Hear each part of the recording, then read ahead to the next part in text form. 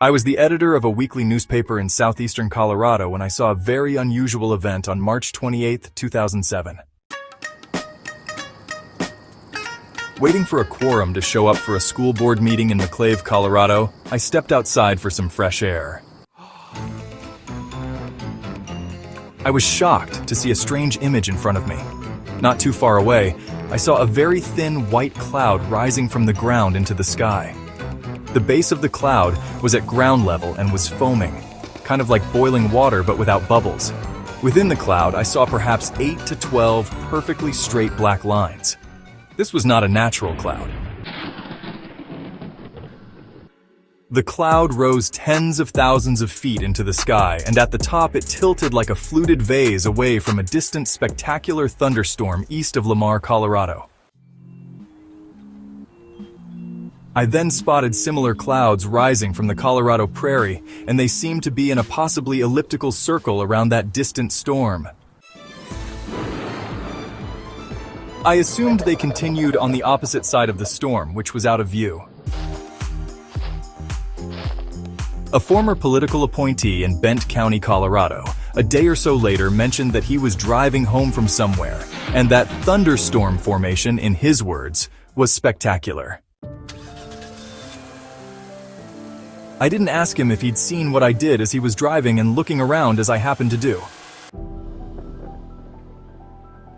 As the Denver Post and other newspapers reported the next day, weather scientists said the storm had been collapsing when it mysteriously reformed and spawned a tornado that was, for that time of year and high prairie locale, unusually early in the year, unusually strong, and was on the ground an unusually long time.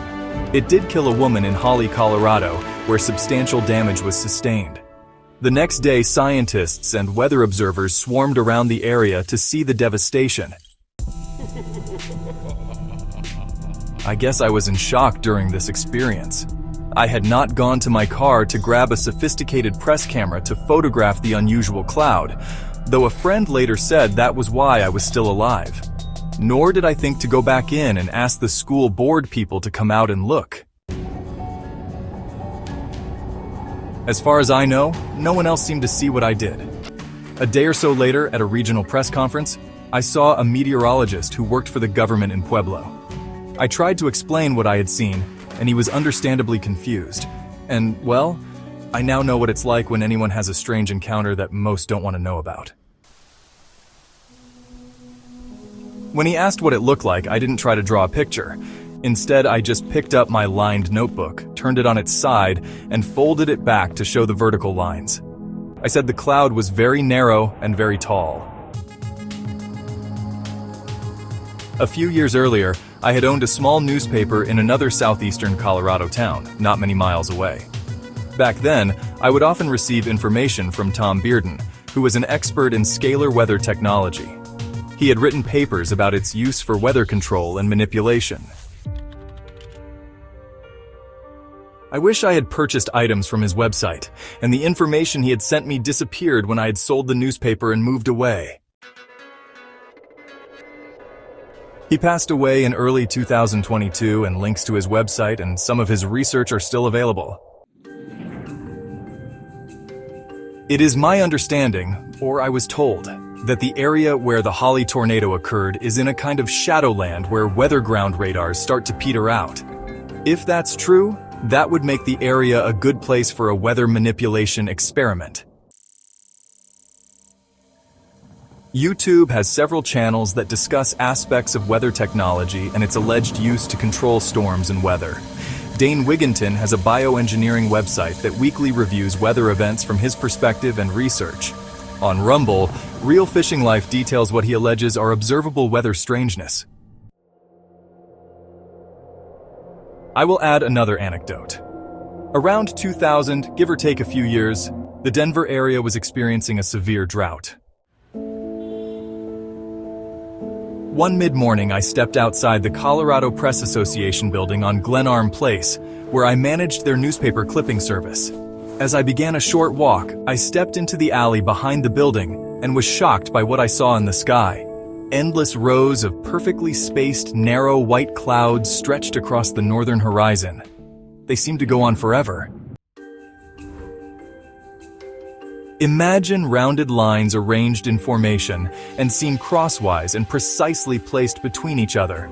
Well, that afternoon the drought broke and it rained for something like 17 or so of the next 21 days. Something like that. What was that? Why did I notice these two strange events and no one else did? Well, I look up. Because of that, I've also had some UFO sightings over the years. One was just a sundog visible one winter afternoon in Aurora, Colorado. However, another UFO, in quotes, incident might have been a holographic projection so people would look up and have their attention diverted. A few days after that incident, which occurred in September around 1991, while driving home from Pueblo through Kiowa County, I hesitantly told the local sheriff what I'd seen. He didn't laugh or ridicule me. He and the previous sheriff had spent a decade chasing after cattle mutilations in the area. He told me it was good I had not stopped. He conjectured there was a drug drop going on in the area, and if I had stopped, I would have been shot at with laser weapons. He was probably right.